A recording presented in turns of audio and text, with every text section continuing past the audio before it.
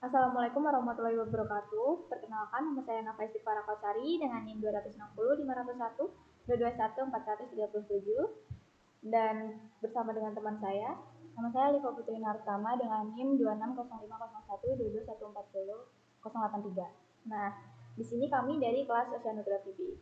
Nah, kami di sini ingin menjelaskan tentang persamaan hidrodinamika satu dimensi sederhana. Jadi persamaan hidrodinamika satu dimensi sederhana itu ada dua, yaitu persamaan momentum atau gerak dan persamaan kontinuitas. Yang pertama ini kita akan membahas persamaan momentum atau gerak, yaitu UT sama dengan UUX plus G, zeta X sama dengan disipasi plus daya luar. Jadi U itu adalah kecepatan aliran dan T itu adalah waktu. Kemudian ada X yaitu ruang dan G adalah kecepatan gravitasi, zeta merupakan elevasi muka air. Kemudian persamaan ini diturunkan menjadi do U per do T plus U do U per do X plus G do zeta per do X sama dengan disipasi plus daya luar. Yang pertama ini merupakan suku kecepatan dan yang kedua ini merupakan suku non-linier dan yang ketiga merupakan suku linier. Kemudian ditambah dengan disipasi plus daya luar. Nah, buat yang bagian ini kenapa bisa disebut dengan suku non-linier? Disebut dengan suku non-linier karena terdapat perkalian dua atau lebih variabel dependen. Kemudian untuk menyederhanakan persamaan gaya momentum atau gerak, kita harus mengabaikan suku non-linier, kemudian disipasi, dan gaya luar. Jadi rumusnya adalah persamaannya adalah do U per do T plus G do zeta per do X sama dengan 0. Selanjutnya kita akan menjelaskan mengenai atribut persamaan gerak atau momentum. Tadi kita sudah mendapatkan persamaan satu dimensi sederhananya. Kemudian kita akan mencari perubahan kecepatan terhadap waktu dengan memindahkan suku kedua ke suku kanan. Hal tersebut menjadikannya nilainya minus. Hal ini dapat dibuktikan dengan rumus M sama dengan Y2 dikurang Y1 per X2 dikurang X1. Jadi karena zeta 2-nya kurang dari Z1, jadi nilai Y-nya itu didapat minus. Sedangkan gradien elevasinya bergerak ke arah X positif, jadi dia nilainya positif. Untuk negatif ketemu dengan positif, jadi nilai akhirnya yang kita dapat adalah negatif. Dapat dilihat bahwa zeta 2 lebih besar daripada zeta 1, yang mengartikan bahwa gradien elevasinya bergerak ke arah X negatif. Jika dilihat Y-nya ini sudah pasti di Y2 lebih besar, jadi nilainya positif, dan X-nya bergerak ke arah kanan menjadikan X kedua juga positif atau lebih besar. Jadi nilai yang didapat itu tetap positif. Jadi nilainya akan lebih dari 0 atau bisa kita tulis jadi do zetanya dengan do X itu lebih besar daripada 0. Untuk yang kedua ini zeta 1 sama dengan zeta 2, jadi nilai do zeta per do X-nya itu sama dengan 0. Apa yang terjadi kalau misalkan do zeta do X-nya itu sama dengan 0? Maka pada gradien elevasi ini tidak ada arus atau tidak ada pergerakan. Baik, di sini saya akan menjelaskan tentang persamaan kontinuitas satu dimensi sederhana, yang mana kalau misalkan tadi persamaan gerak itu didasarkan pada hukum kedua Newton, persamaan kontinuitas satu dimensi sederhana ini didasarkan pada hukum kekalan Pascal. Nah, untuk rumus persamaan kontinuitas sendiri yaitu HUX ditambah ZT sama dengan 0, yang mana dapat dituliskan menjadi do HU do X ditambah do zeta per do T sama dengan 0. Nah, dari suku pertama pada persamaan ini dapat dilakukan sampai menjadi H do U do X ditambah U do H per do X ditambah do zeta do T sama dengan 0. Apa yang terjadi bila kedalamannya itu seragam? Nah, kalau misalkan kedalamannya seragam, maka tidak ada terjadinya perubahan kedalaman terhadap ruang. Nah, ini sama aja kayak misalkan kita mau menyederhanakan persamaan ini.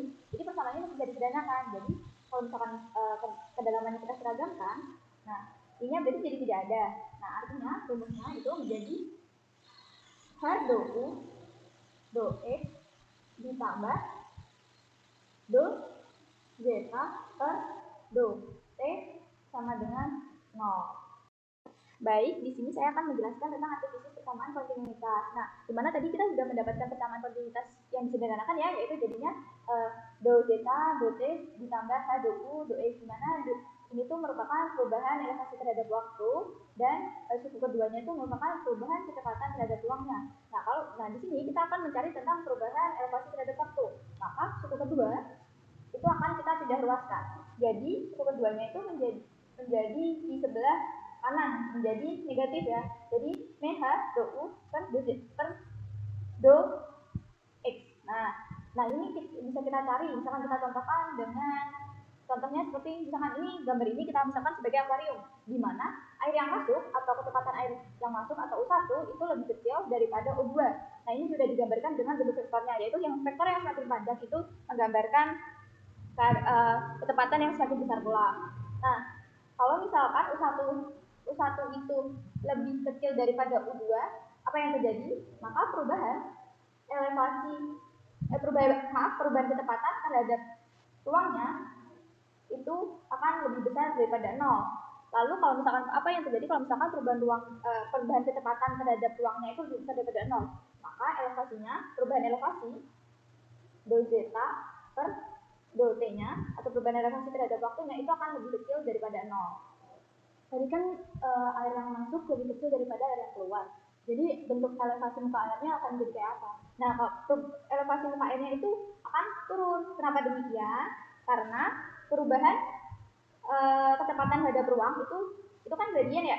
Nah, di sini gradien itu kan M sama dengan Y2 min Y1 per X2 min X1 kan. Nah, di mana di sini U2 ini sebagai U2-nya itu lebih besar, maka Y2-nya itu lebih besar, maka pasti hasilnya itu akan positif. Dan kalau misalkan X2 itu pasti lebih besar juga, karena semakin ke kanan X itu kan semakin besar. Maka kalau plus sama dengan positif.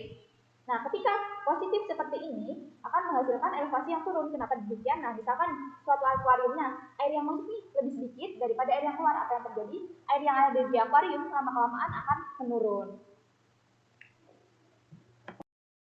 Kalau misalkan air yang masuk lebih besar daripada air yang keluar, gimana? Oke, kalau misalkan U1-nya ini lebih besar daripada U2 ya, jadi kita hapus dulu misalnya, nah jadi lebih kecil daripada U1-nya. Berarti kan di sini U1 itu lebih besar daripada U2. Lalu kalau misalkan U1 lebih besar daripada U2, maka Y2 itu akan lebih kecil. Nah, otomatis kalau lebih kecil dikurangi Y1 yang lebih besar, maka hasilnya akan negatif. Lalu untuk X-nya pasti tetap ya, karena X-nya itu semakin ke kanan itu semakin positif. Jadi X-nya itu akan tetap positif. Nah, kalau misalkan negatif sama positif berarti hasilnya negatif. Negatif. Nah, jadi kayak gradiennya itu akan lebih kecil daripada 0. Lalu kalau misalkan gradiennya lebih kecil daripada 0, apa yang terjadi dong? Nah, kalau gradiennya lebih kecil daripada 0, maka perubahan elevasi terhadap waktunya itu akan positif atau lebih besar daripada 0. Jadi kalau misalkan perubahan elevasi terhadap waktunya lebih besar daripada 0, kira-kira seperti apa perubahan elevasinya? Akan lebih tinggi. Iya, benar banget. Nah, ini kenapa bisa kayak gitu? Karena kalau misalkan nih akuariumnya diisi airnya yang masuk nih lebih banyak daripada air yang dikeluarkan. Nah, maka air yang ada di akuarium itu akan meningkat. Nah, seperti itu. Kalau misalkan air yang masuk dengan air yang keluar itu kecepatannya sama gimana? Nah, kalau misalkan U1-nya itu sama ya kayak U2-nya ya. Jadi di sini U1 sama dengan U2. Jadi kira-kira apa yang terjadi? Gradiennya itu akan sama dengan 0. Kenapa demikian? Karena tetap gitu. Nah, terus kalau misalkan gradiennya sama dengan 0, maka untuk perubahan elevasi terhadap waktunya itu juga sama dengan 0. Kenapa bisa seperti itu? Karena tidak adanya perubahan elevasinya terhadap waktu.